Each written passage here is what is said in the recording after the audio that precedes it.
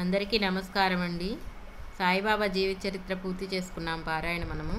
ఇప్పుడు శ్రీ గురు చరిత్ర స్టార్ట్ చేస్తున్నాము. అధ్యాయం 1.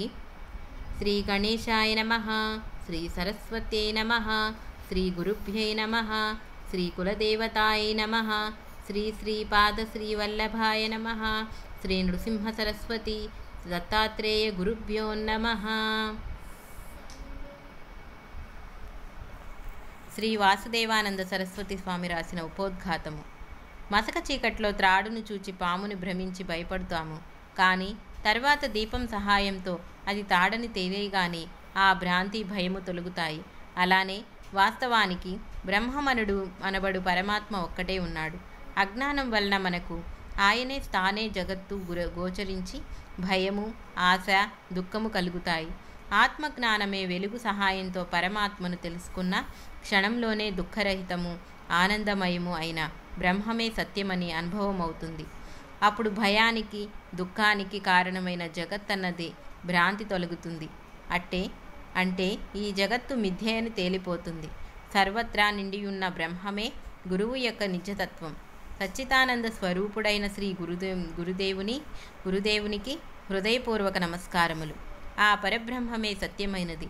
అజ్ఞానం వలన దుఃఖంలో మ్రగ్గుతున్న జీవులపై కరుణతో వాటికి ఆ దయానిధి తన నిజతత్వాన్ని బోధించటానికి అత్రి మహర్షి పుత్రుడై జన్మించి శ్రీ దత్తాత్రేయుడని పేరు పొందాడు. భక్తితో తనను ఆశ్రయించిన కార్తవీర్యార్జునుడు, యదుడు మొదలైన వారిని ఈ సంసారమనే దుఃఖసాగరం నుండి ఉద్ధరించాడు. ఆయనయే మరలా శ్రీపాదవల్లభుడుగాను తర్వాత శ్రీ నృసింహ సరస్వతి అనే పేరుతోనూ అవతరించి తన శిష్యులైన సిద్ధార్థులను ఉద్ధరించాడు. పరమగురువైన ఆ దత్తమూర్తి నేటికి కృష్ణా భీమ సంగమ తీరంలోని గంధర్వపుర నివాసి అయి స్మరించిన వారికి ప్రసన్నుడవుతున్నాడు. ఆ పరబ్రహ్మమూర్తి జనన మరణాల అతీతుడు, అక్రియుడు, కోరికలు లేనివాడు, అద్వితీయుడు అయినప్పటికీ ఒకప్పుడు తానే అనేకవాలమని సంకల్పించారు. ఆ సంకల్పమే మాయాశక్తి. ఆయన త్రిగుణాత్మకులైన తన మాయ చేత ఈ జగత్తును సృష్టించి దాని రూపంలో ప్రకటనమయ్యాడు. వెనుకటి ప్రళయానికి ముందున్న జీవులు ప్రళయంలో పరమాత్మ యందు సూక్ష్మరూపంలో దాగి ఉంటాయి. వారు సాధన ద్వారా తరించగలిగినందుకు పరమాత్మ అలా మరలా సృష్టి చేస్తాడు. ఆ శుద్ధ చైతన్యమే శ్రీ దత్తాత్రేయుడు. సృష్టికర్త అయిన బ్రహ్మ నుండి స్థూలము, జడము, ఆయన స్తంభము నుండి వస్తువులు, సూక్ష్మము, సజీవములు అయిన మన దేహాలు, బుద్ధి, ఇంద్రియములు మొదలగు గల ఈ చరాచర జగత్తు ఏర్పడతాయి. ఇలా ఈ సృష్టిని చేసిన ఆ పురుషోత్తముడే ఆత్మజ్ఞానం వలన పొందగలిగినవాడు. ఇంద్రియాలు వాటి విషయాలపై శ్రద్ధ, స్పర్శ రూపము, రసము లేక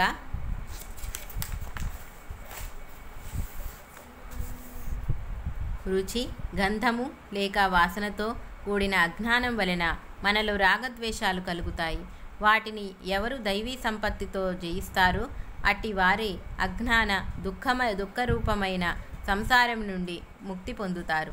హృదయసిద్ధి, సుస్థిరమైన తత్వజ్ఞానము, యోగాభ్యాసము, దానము, ఇంద్రియ నిగ్రహము, యజ్ఞము, స్వాధ్యాయము, తపస్సు, ఆర్జవము, అహింస, సత్యము, క్రోధము లేకుండుట, త్యాగము, శాంతి, ఇతరుల దోషాలను ప్రకటించకుండుటం, ప్రాణులయందు కనికరము, ఇంద్రియ విషయాల పట్ల వికారం చెందకుండుటం, మృదు స్వభావము, లజ్జ, చాంపల్యము, చెడ లేకుండుటము, సహనము, ఓరిమి, చెక్కుచెదరని యుక్తాయుక్త బుద్ధి, బాహ్యమైన శుద్ధి, వంచన లేకుండటం, నిగర్వము, ఈ శుభ లక్షణాలను దైవీ సంపద అంటారని భగవద్గీత చెబుతున్నది. అటువంటి ముముక్షువుల కొరకే జనన మరణాలు లేని ఆ పరమేశ్వరుడు తన దివ్య మాయ చేత మానవ రూపంలో జన్మించాడు. ఇలా ప్రతి యుగంలోనూ అవతరించి ధర్మరక్షణను, స్వధర్మ పాలనను చేసి తర్వాత తన అవతార శరీరాలను విడిచిపెడతారు. ఇలా బ్రహ్మాదిసాన శ్వేత వరాహ కల్పంలో ఇప్పటికీ 28 యుగ చతుష్టాయులు గడిచాయి. 432 కోట్ల సంవత్సరాలు ఒక బ్రహ్మదినము, ఒక బ్రహ్మాదివసము. అది బ్రహ్మకు ఒక రోజు. దీనికి రెండింతలైన బ్రహ్మ యొక్క అహోరాత్ర కాలం ఒక కల్పము. 3600 కల్పాలు బ్రహ్మదేవుని ఆయుర్దాయం. వీటితో మొదటి శ్వేత వరాహ కల్పం. మానవులలో కలి ప్రభావం వలన సత్యము, ధర్మము, సాటి జీవుల పట్ల ప్రేమ, దేవతల పట్ల భక్తి శ్రద్ధలు కొరవడ్డాయి. యజ్ఞదాన తపస్సులు లోపించాయి. ఆ కారణంగా దేవతలు కూడా మానవుల పట్ల నిర్దయులయ్యారు. కనుక పరమాత్మ అయిన దత్తాత్రేయుడే ఈ సృష్టిని ఉద్ధరించడానికి స్వయంగా అవతరించారు. కృష్ణ అమరజా నది సంగమ తీరంలో లోకపావనమైన దివ్యలీల చేస్తూ అక్కడే అదృశ్యంగా ఇప్పటికీ ఉన్నారు. ఈయన మహత్యం చెప్పనలవి కానిది. పుట్టిన వెంటనే ఏడిచే బదులు ప్రణవం ఉచ్చరించారు. ఇనుమును తాకి బంగారంగా మార్చారు. అక్షరాభ్యాసం కూడా లేకుండానే శిష్యులకు వేదపాఠం చెప్పాడు. బాల్యంలోనే తల్లిదండ్రులకు జ్ఞానం ఉపదేశించారు. చిన్న వయసులో సర్వతీర్థక్షేత్రాలు పాదచారి అయి దర్శించి పావనం చేశారు. అష్టాంగి యోగిని అభ్యసించారు. నానాటికి పతనమవుతున్న సన్యాస మార్గాన్ని పునరుద్ధరించారు.